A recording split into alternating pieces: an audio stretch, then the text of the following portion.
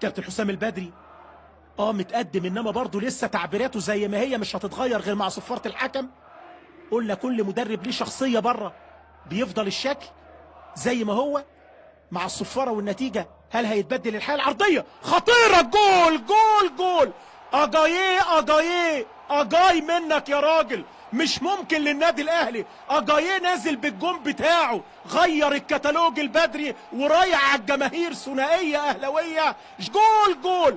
اجاييه اجاييه اجاي منك يا راجل، مش ممكن للنادي الاهلي. اجاييه نازل بالجون بتاعه، غير الكتالوج البدري ورايح على الجماهير. ثنائيه اهلاويه، جونيور اجاييه الهدف الثاني مع الدقيقه 90 عشان يقضي على امال نادي الزمالك في التعادل. بابا نويل سانتا كلوز يحضر بهداياه لجماهير الاهلي ولاعيبته وجهازهم الفني. 2-0 في لقاء النهارده.